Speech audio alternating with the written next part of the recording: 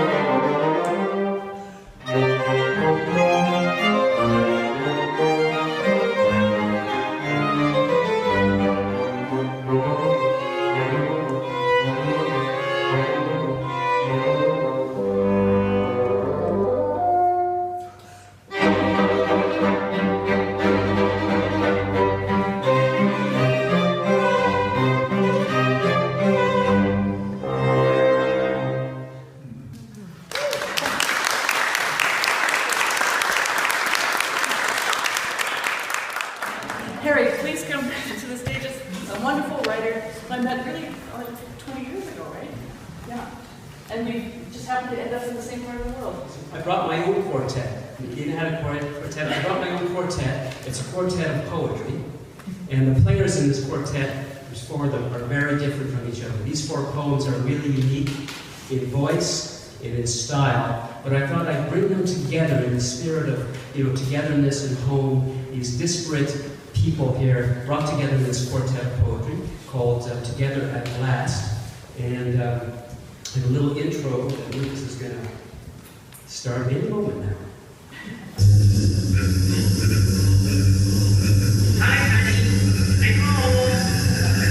Hi, honey.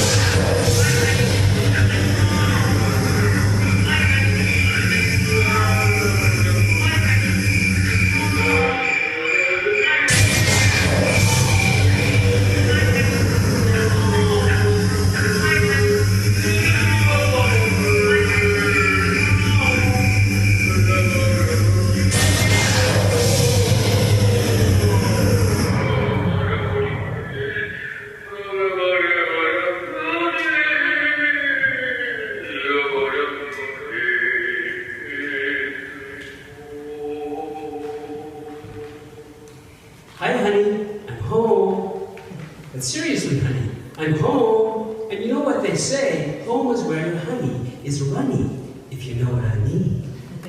Where the weather is always warm with a chance of heat, a place to put up your feet and sing There's No Place Like Home. While Dorothy fetches your slippers and pipe, a hot meal on the stove and the house in immaculate shape. Yes, it's home, sweet home, after a day flogging top-of-the-line ACs. And check out the sweet tones on this here beauty, while you won't even know she's there, sitting in the window, doing her duty. Now that's comfort in the comfort zone. And Dorothy pouring their favorite drink, and not a dirty dish in the sink, save for the side plate that cradled the slice of Black Forest cake that the wife woofed down in a fit of homemade angst. And what the hell's a home for, if not to be a place where depression and anger race to see who will win the prize? Oh, Dorothy, light of my life, fire of my loins, rise up, people got the power. Take control of your life, spit out the sour cherries of disillusion and root vegetables. My home is your home. If you're not happy, I'm not happy. So after you feed the cat, walk the dog, fold the clothes, feed the roses, clean the carpet, after you massage my neck, pay the bills, select my ties, wash the floor, bake some pies.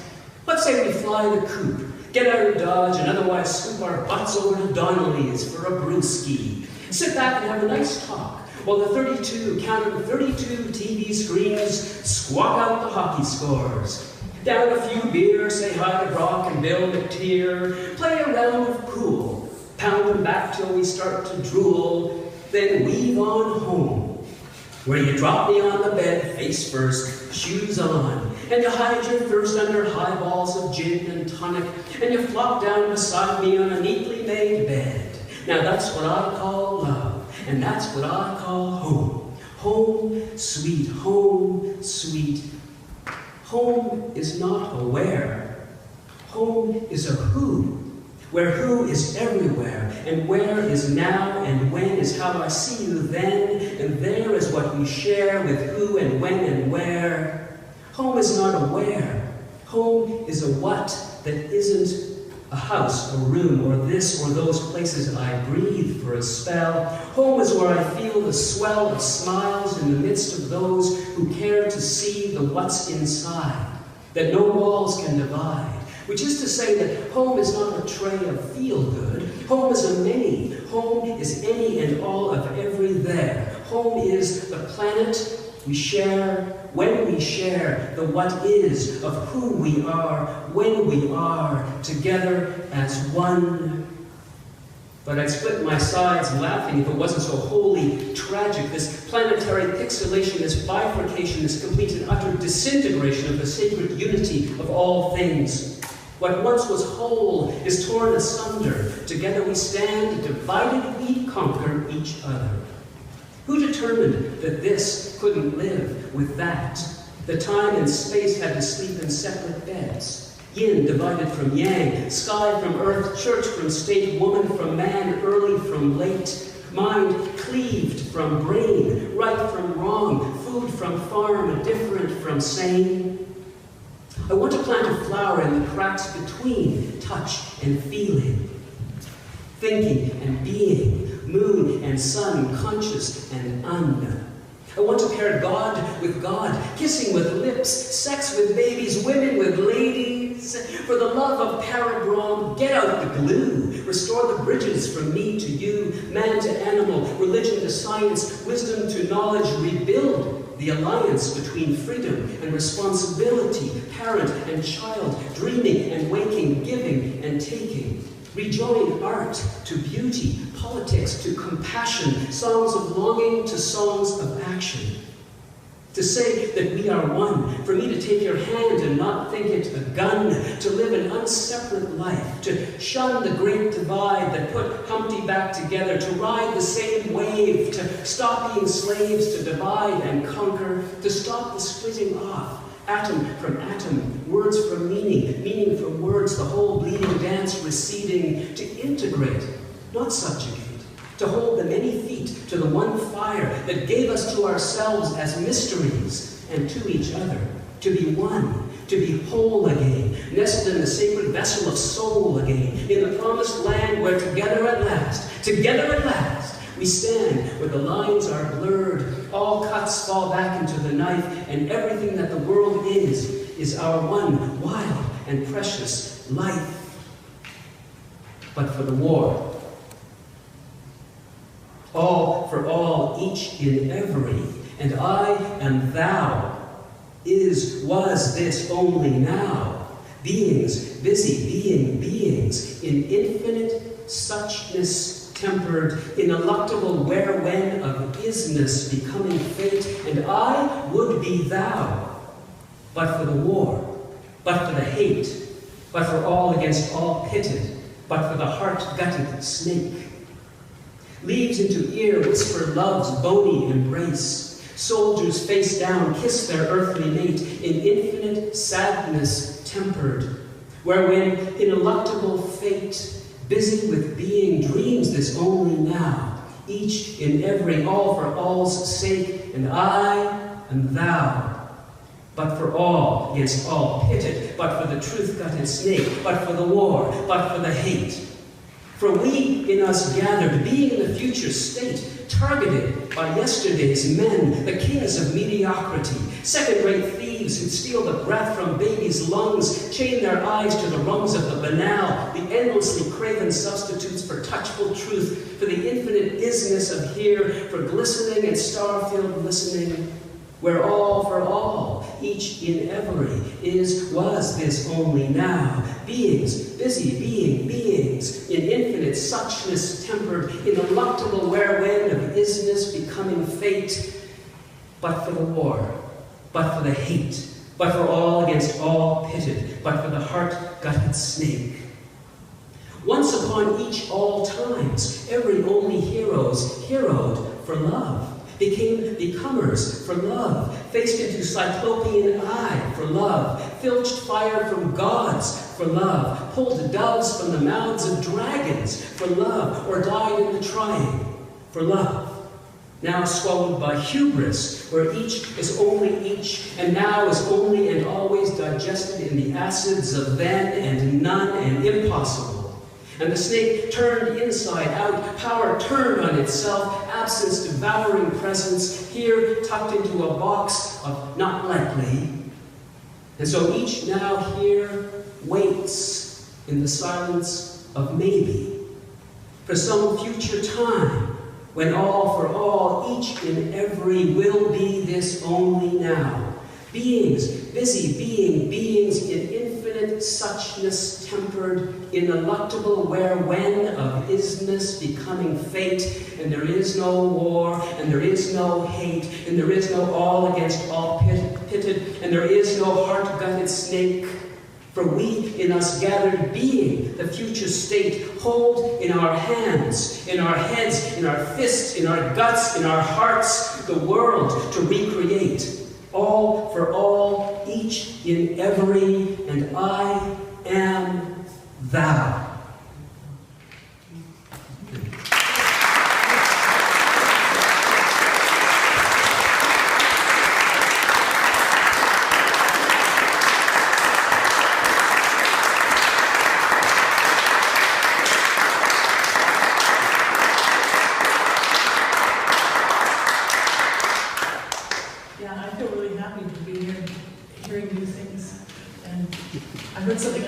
This morning said poetry is the most inexpensive art. All you need is brain. But I think there's more to it. That's one thing. I want to acknowledge one of the lines in my poem, the third poem, was a line by Mary Oliver, a great American poet that everyone should read. Fantastic poet, and I borrowed one of her lines. I admit it. It's a beautiful line. Which line was it clear? Your one wild and precious life. That's beautiful. Guy Few is one of my longest-standing stage partners. It changed my life when I saw him on an airplane. I guess it was 11 years ago. And thought, who is that loud and intriguing person with spiky blonde hair? But anyway, we've gone on to do a lot of recordings. I was throwing my hair out, tossing. We've done many recordings for Trumpet Bassoon and Orchestra, and we've toured pretty far. We're going to Eugene next week and to do 16 concerts in and around kids' concerts and stuff with strings. And, and more things. And we've done a bunch of recordings that are there. And we even have been nominated, shortlisted for a Juno. So we're pretty... It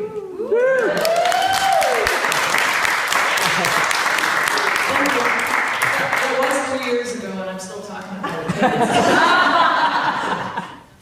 I told Nadina earlier today that I would play one piece that I've played in many different versions. I've performed it with military band.